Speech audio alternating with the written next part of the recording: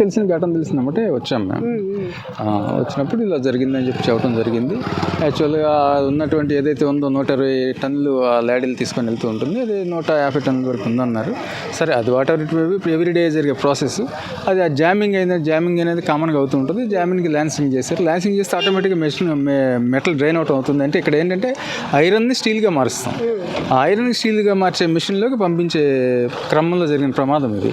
దాంట్లో ఆటోమేటిక్గా అంటే ఒక ల్యాడీలు ఉండి ఇలా 2 ఉంటాయి బోత్ సైడ్స్. ఒక ల్యాడీలు ఇలా తిరిగి ఒక ల్యాడీని పొజిషన్లోకి వెళ్తూ ఉంటుంది. ఆ పొజిషన్లోకి వెళ్ళిన ల్యాడీలు పైన హుడ్ కూడా లేదు. అయితే కింద ఏంటంటే ల్యాన్సింగ్ చేసిందేమంటే ఆటోమేటిక్గా డ్రైన్ అవటం బిగిన్ అయింది. కింద పొజిషన్లో పెట్టడం కోసం కూడా 3-4 ఎంప్లాయీస్ పొజిషన్లో పెట్టారు. పెట్టిన తర్వాత ఆటోమేటిక్గా పైనుంచి బ్లాస్ట్ అయిపోయింది. ఎంత హైట్ ఉంటుంది? దాదాపు ఒక 20 మీటర్ల పైన ఉంటుంది. 20 మీటర్ల హైట్ నుంచి బ్లాస్ట్ అయ్యి కింద ఎవరైతే పొజిషన్లో పెట్టడానికి అందరూ సిగ్నల్స్ అవి ఇస్తూ ఉంటారో వాళ్ళు అలాగా పడిపోయి ఇది పోవడం జరిగింది. అయితే మా ఆలోచన ఏంటంటే ఇంకా మెటల్ ఇంకా ఎక్కువ పడింది. 120-130 టన్నుల మెటల్ అంటే ఎక్కువ పర్సెంట్ పడింది. ఆల్రెడీ ల్యాడీ ప్రజెంట్ అదే పొజిషన్లో ఉంది. ఆ పడిన మెటల్లోకి ఎవరన్నా దాని కింద ఉంటే కనుక ఇక అలా కుప్పకూలిపోతాడు, లోపలికి వెళ్ళిపోతాడు. ఎందుకంటే 2700 డిగ్రీలు హీట్ ఉంటుంది అది. సో దాంతో ఏంటంటే ఆ పక్కన దూరాన్ని ఉన్న ఎవరైతే మిషన్ 3 దగ్గర ఉన్నాడో ఒక అతను, ఇది మిషన్ 2, మిషన్ 3 దగ్గర ఉన్న అతను కూడా ఒక అతనికి ప్రమాదం జరగడం జరిగింది. అతను కూడా అది ఇంజురీస్ అయినాయి. అలానే కొంతమంది ఎవరైతే ఉన్నారో షిఫ్ట్లో ఉన్న వాళ్ళు కాకుండా మిగతా వాళ్ళు కొంతమంది లోపల రెస్ట్ తీసుకోవడం జరిగింది. ఇంకా బై లక్ ఏంటంటే అక్కడ 14 మంది ఎవరైతే 16 మందికి స్పెషల్ ట్రైనింగ్ ఇస్తున్నారు. అక్కడ కొత్త వాళ్ళని తీసుకొని వచ్చి పాత వాళ్ళని 6000 మందిని తీసేసి, అనుభవం ఉన్న వాళ్ళని తీసేసి కొత్త వాళ్ళని తీసుకొచ్చి సాధ్యం సార్? ఇప్పుడు ఇంత అంటే డేంజరస్ ప్లేస్లో వర్క్ చేయాలి.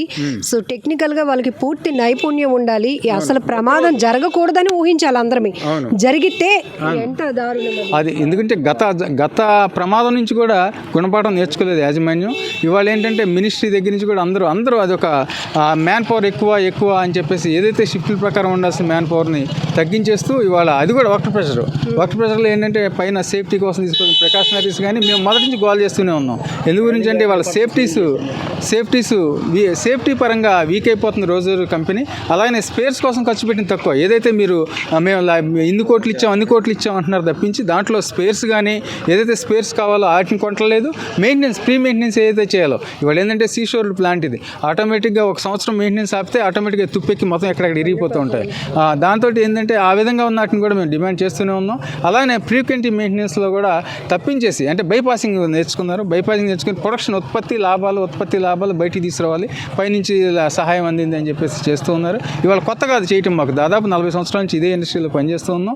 కాకపోతే ఏంటంటే దాన్ని సిస్టమేటిక్గా చేయాల్సిందే. సిస్టమేటిక్గా చేస్తే ఇటువంటి ప్లాంట్ ఇండియాలోనే లేదు. కాకపోతే ఏంటంటే ఇవాళ యాజమాన్యం తరపు నుంచి కూడాను హై ప్రెషర్ పైనుంచి ఉంది, మాకు హై ప్రెషర్ పైనుంచి ఉంది. ఆ సెక్రటరీ ఎవరైతే వచ్చాడో పండిత్ మూలంగా మాకు వచ్చిన ఘటన ఇదంతా కూడా ఆయన వచ్చేసి ఆయన ఆర్డర్ తప్పించి ఇక్కడ లోకల్ యాజమాన్యం కానీ ఎవరిని కానీ పట్టించుకునే ధోరణిలో లేదు. అట్లాగే యూనియన్స్ని కూడా ఇవాళ CMD గారు వచ్చారు, ఇన్ని రోజులు అవుతుంది జాయిన్ అయ్యి. కనీసం యూనియన్స్ని పిలిచి ఏంటి ఈ విధంగా ఉంది మీరు అంటే ఇవాళ యూనియన్స్ని పిలిచి మాట్లాడే టైం కూడా ఆయన స్పేర్ చేయకుండా ఆయన వచ్చారు బిజీ అనుకుంటూ తిరుగుతున్నారు తప్పించి. ఎందు గురించి అంటే ఏదైనా గతంలో కొత్త CMD వచ్చారంటే ఆయన డైరెక్టర్ వచ్చారంటే అందరిని పిలిచి మాట్లాడి ఈ విధంగా తీసుకెళ్దాం, ఈ కంపెనీని ముందుకు తీసుకెళ్దాం అని చెప్పేసి ఒక చర్చా విధానం ఉండేది. ఇవాళ చర్చా విధానం కానీ సాంకేతికత కానీ అన్ని లోపాలతోటి ఈ ప్రమాదాలు అవుతుంది. ఇక మీదట కూడా ఎందుకంటే వాళ్ళ ఈ ప్లాంట్ మేనేజ్మెంట్కి కార్మిక సంఘం నేతలకి లేకపోతే ఎంప్లాయీస్కి మధ్య గ్యాప్ గురించి కానీ నిర్వహణ లోపం విషయాలు రేపు డిప్యూటీ CM గారు కానీ లోకేష్ గారు కానీ సెంట్రల్ మినిస్టర్ వస్తున్నారు, వాళ్ళ ఫోకస్కి తీసుకెళ్లే మాకు అవకాశం ఇస్తే తప్పకుండా చెప్తాం మేడం. మేము ఇందాక మీడియా ద్వారా మీ అందరి ద్వారా కూడా చెప్తూనే ఉన్నాం. ఇప్పటి నుంచి కాదు, మేము దాదాపు 2 సంవత్సరాల నుంచి కూడా చెప్తూనే ఉన్నాం ఈ విధంగా జరుగుతుంది.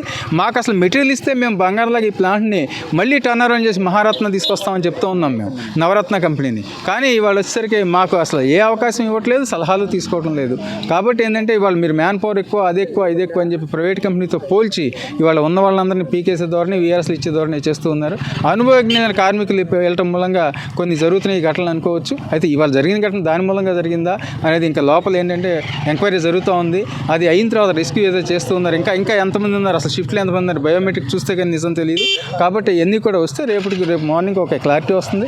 చూద్దాం. ఈ నైట్ స్టీల్ మినిస్టర్ గారు కూడా బయలుదేరి వస్తారంటున్నారు, రేపు ఉదయం లోకేష్ గారు వస్తారంటున్నారు. కాబట్టి యూనియన్స్గా మేమైతే మా డిమాండ్స్ని మాకు అవకాశం ఇస్తే కనుక మేము క్లియర్గా ప్రజెంట్ చేస్తాం. సుమారు 8 చనిపోవడం, అలాగే 6 హాస్పిటల్లో అడ్మిట్ చేయడం, అందులో 2 పరిస్థితి కొంచెం క్రిటికల్గా ఉందని చెప్పేసి చెప్పడం జరిగిందండి. స్టీల్ ప్లాంట్లో ఏదైనా ఒక సంఘటన జరిగిందంటే అదేదో మన ఇంట్లో జరిగినట్టుగా ఆ ఫీలింగ్ ఉంటుందండి ఇక్కడ ఉన్న అందరికీ. అది స్టీల్ ప్లాంట్ అంటే ఒక సెంటిమెంట్. అయితే దురదృష్టకరం ఏంటంటే ప్లాంట్ గత 2 సంవత్సరాలుగా ఫుల్ ప్రెజర్గా నడుస్తున్నటువంటి సమయంలో ఇలాంటి యాక్సిడెంట్ జరగడం చాలా దురదృష్టకరం. ఇలాంటివి జరగకుండా పునరావృతం కాకుండా చూసుకోవాల్సినటువంటి అవసరం ఉంది.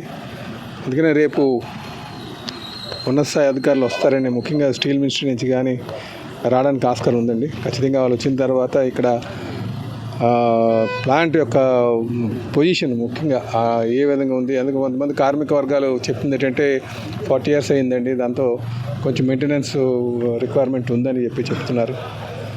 సో ప్లాంట్ మీద ఏ విధంగా మళ్ళీ రెనోవేషన్ చేయాలి, ఏ విధంగా దాన్ని రెట్రోఫిట్ చేయాలి, ఏ విధంగా ఇంకా మోడర్నైజ్ చేయాలి, ఆటోమేషన్ చేయాలి, అన్నిటి మీద కూడా రేపు సమీక్షించేటట్టుగా నా ప్రయత్నం చేస్తానండి. అయితే చనిపోయినటువంటి కుటుంబాలకు మాత్రం ఖచ్చితంగా మనకి కాంపన్సేషన్ ఉండాలి. వారికి నాకు తెలిసి స్టీల్ ప్లాంట్లో ఏమైనా జరిగిందంటే ఆ గేట్ దాటి పొలిటికల్ లీడర్స్ వెళ్ళరండి. ఎప్పుడు కూడా ఆ కార్మిక వర్గాలే సాల్వ్ చేస్తాయి. కార్మిక సంఘ నాయకులే డిసైడ్ చేస్తారు అన్నీ. అయితే ఇది ఈ స్థాయిలో ఇప్పుడు మినిస్టర్ గారు వస్తున్నారు కనుక కొంచెం అదనంగా కాంపెన్సేషన్ ఇవ్వాలనేది అడుగుతున్నాం. ముఖ్యంగా ఈ కాంట్రాక్ట్ లేబర్కి వాళ్ళకి ఇవ్వాల్సినటువంటి అవసరం ఉంది. పర్మనెంట్ ఎంప్లాయీ కంటే వాళ్ళకి స్టాండర్డ్ ప్రొసీజర్స్ ఉన్నాయి. వాళ్ళు శాలరీ కటింగ్ మీద ఆధారపడి ఉంటుందండి. అది వీళ్ళకి కూడా శాలరీ కటింగ్ ఉంటుంది, కానీ వాళ్ళు హై పెయిడ్ కనుక హై అమౌంట్ పిఎఫ్కి, ఈఎస్ఐకి వాటికి వెళ్తుందన్నమాట. సో అయితే ఇక్కడ వర్గాలు ఏం చెప్తున్నాయంటే అటు పర్మనెంట్ ఎంప్లాయీకి ఎలాగొచ్చిందో ఆ విధంగా మాకు ఇవ్వాలని చెప్పేసి లేబర్కి కూడా, కాంట్రాక్ట్ లేబర్కి కూడా ఇవ్వాలని డిమాండ్ ఉంది. కానీ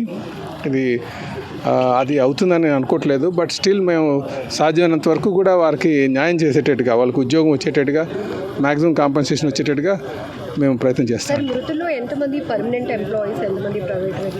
నా దగ్గర ఉన్నటువంటి సమాచారం ప్రకారం 5 పర్మనెంట్ ఎంప్లాయీస్ ఉన్నారు, 3 కాంట్రాక్ట్ లేబర్ ఉన్నారండి.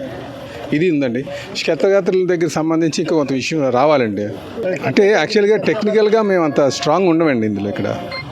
అయితే కొన్ని కార్మిక వర్గాలు చెప్పింది ఏంటంటే ఆ బ్లెండ్ ఏదైతే స్టీల్ బ్లెండ్ ఉంటుందో ఆ బ్లెండ్ మార్చిన వల్ల కొంచెం చేంజ్ వచ్చింది అంటారు అనమాట. జనరల్ బ్లెండ్ ఎలా ఉంటుంది అంటే ఆ స్టీల్ స్ట్రెంగ్త్ పెరగడానికి, దాని ఎలాంగిటీ లేకపోతే టెన్సైల్ స్ట్రెంగ్త్ పెరగడానికి అవేవో మిక్స్ చేస్తుంటారు. టెక్నికల్గా మాకు తెలియదండి.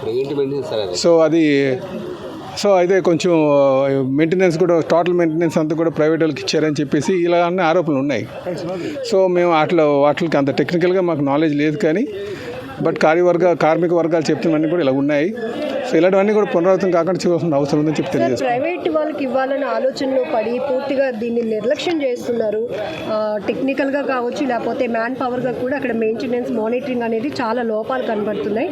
ఎవరైనా చనిపోతే కానీ ఇట్లాంటి మళ్ళీ ఇనిషియేటివ్ అనేది తీసుకోవట్లేదు అనేది కార్మిక సంఘాల నేతలు చెప్తున్నారు. సో దీనిపైన ఏం క్లారిటీ ఇస్తారు సార్? అంటే జనరల్గా ప్లాంట్ ఇన్ని రోజులు కొన్ని యూనిట్లు నడవలేదండి. లాస్ట్ 5 years కొన్ని యూనిట్లు, ఎందుకంటే ఆర్థిక సహాయం చేయకపోవడం వల్ల, ప్రీవియస్ గవర్నమెంట్ చేయకపోవడం వల్ల అది.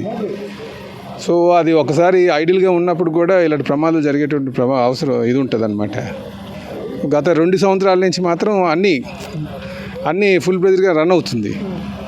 సో ఈ రన్ అయ్యేటప్పుడు జాగ్రత్తలు తీసుకోవాల్సిన అవసరం ఉంది. ఆ జాగ్రత్తలు తీసుకోవాల్సింది అటు మేనేజ్మెంటు, ఇటు కార్మిక వర్గాలు ఆ సమన్వయంతో నడాల్సినటువంటి అవసరం ఉంది. ఆ సమన్వయం లోపం ఉందేమో అనిపిస్తుంది నాకైతేనే.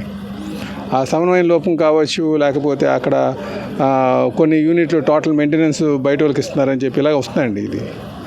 సో అంత డీప్గా ఆ ప్లాంట్లోకి వెళ్ళి చూసేటువంటి పరిస్థితి మాకు ఉండదు.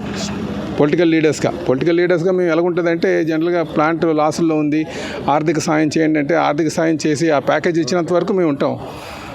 సుమారు లాస్ట్ 2 yearsలో సుమారు 15,000 కోట్ల వరకు మేము తీసుకురాగలిగాం.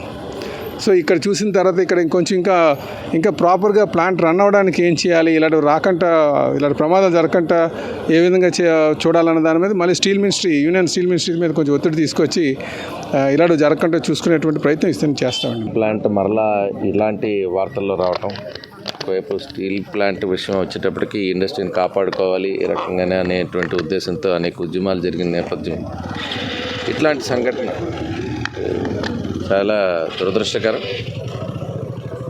ఇది ఏమైనా ఇట్లా భద్రతా ప్రమాణాలకు సంబంధించి కానీ ఏవైతే ఉన్నాయో స్టీల్ ప్లాంట్ను ఒకవైపు పరిరక్షించుకోవడమే కాదు, ఇలాంటి ఇన్సిడెంట్స్ జరిగినప్పుడు కాస్త ఆ ధైర్యాన్ని కోల్పోతూ ఉంటాం. ఈరోజు సెంట్రల్ మినిస్ట్రీ ఇక్కడికి రాబోతూ ఉంది. మన స్టేట్లో కూడా అందరూ కూడా ఒక స్పష్టమైనటువంటి వైఖరి కానీ భవిష్యత్తులో పునరావృతం కాకుండా ఉండేటువంటి చర్యలు కానీ చేపట్టాలి. ఇప్పటికీ కోలుకుంటున్నటువంటి ఆసుపత్రిలో ఇప్పటికే వైద్యం పొందుతున్నటువంటి వారు రికవరీ కావాలని భగవంతుని ప్రార్థిస్తున్నాం. ఇంతకుమించి ఈ స్టేజ్లో ఎందుకంటే ఈ ప్రమాదానికి గల కారణాలు ఇంకా ఇన్వెస్టిగేషన్ అయితే కానీ తెలియదు. ప్రస్తుతానికి ఇది చూద్దాం. ప్రభుత్వం వెంటనే స్పందించింది. డెఫినెట్గా గవర్నమెంట్కి ఇప్పుడు ఇందులో ఏం చేయాలనేటువంటిది ఇప్పుడు అందుకని స్వయంగా చూడాలనే ఉద్దేశంతో ఈరోజు లోకేష్ గారు కూడా రావడం జరుగుతుంది. డిప్యూటీ సీఎం గారు స్టార్ట్ అవుతున్నారు, ముఖ్యమంత్రి గారు కూడా వచ్చేటువంటి మార్నింగ్ వచ్చే అవకాశం ఉంది. ఇటు సెంట్రల్లో స్టీల్ మినిస్టర్స్ ఇద్దరు కూడా ఇప్పుడు రాబోతున్నారు. సో ఏదేమైనా ఒకవైపు అక్కడ హోంమంత్రి గారు, మా ఎంపీ గారు, సిఎండి గారితో డిస్కషన్ చేస్తున్నారు ఏంటి ప్రమాదానికి గల కారణాలు కానీ ఇట్లా దీన్ని ఏ రకంగా చూడాలనేటువంటి. సో ఏదైనా ఒక స్పష్టమైనటువంటి వైఖరి అనేటువంటిది ఉండబోతుంది అనేది నేను భావిస్తున్నాను. జరిగిన ఘటన దురదృష్టం అనేటువంటిది ప్రతి ఒక్కరి దాంట్లో ఉంటుంది. అయ్యో పాపం న్యాయం అనేటువంటిది కనికరిస్తూ ఉంటారు. ఇది సాధ్యం మరణాలు అయినప్పుడు. మా భావన ఏంటంటే సిపిఐ కమ్యూనిస్ట్ పార్టీ నియోజకవర్గ కార్యదర్శిగా మాట్లాడుతున్నాను. ఇది ప్రభుత్వం హత్యగానే భావించవలసి వస్తుంది. ప్రభుత్వం వారు తీసుకున్న నిర్లక్ష్య వైఖరి ఈ మధ్యకాలంలో దాదాపు 4 సంవత్సరాలు పెట్టి గోలాడుతూ ఉన్నాం. ఈ మ్యాన్ పవర్ తగ్గిపోతే మ్యాన్ పవర్ జాగాలోనూ ఎవరైతే నైపుణ్యత కలిగిన కార్మికులు ఉన్నారో వాళ్ళని పెట్టమని, నైపుణ్యత లేని వర్కర్లు తీసుకొస్తే ఇదే జరుగుతుంది. 4 నైపుణ్యత ఉన్నా ఒక్కడు నైపుణ్యత లేనివాడున్నా నష్టం జరుగుతుంది. ఇది నైపుణ్యత లేనటువంటి మరణం కింద భావిస్తున్నాం కాబట్టి ఇది ప్రభుత్వ హత్య. ఇప్పటికే మనం చూసాం గ్యాస్ వెంకటాపురంలో హిందూ జాతి దాదాపు ₹1 కోటి ఇచ్చారు ఆ రోజుల్లో జగన్. అలాగే సిపిఐలో జరిగినప్పుడు 50 లక్షల రూపాయలు ప్రకటన చేశారు. ఉద్యోగం ఇస్తూ అన్ని హక్కులు ఇస్తూ అలాగే పిఎఫ్ ఈఎస్సీ అన్ని రావాల్సినటువంటి బెనిఫిట్స్ పొందుతూ ఎస్క్రేసీ కింద ఇచ్చినట్టు దీనికి ఖచ్చితంగా ₹1 కోటి ఇప్పుడు ఇంకా పెరిగింది. అందువల్ల దీనికి ₹1 కోటి ఎవరైతే చనిపోయారో వాళ్ళందరికీ ₹1 కోటి ఇవ్వాలి.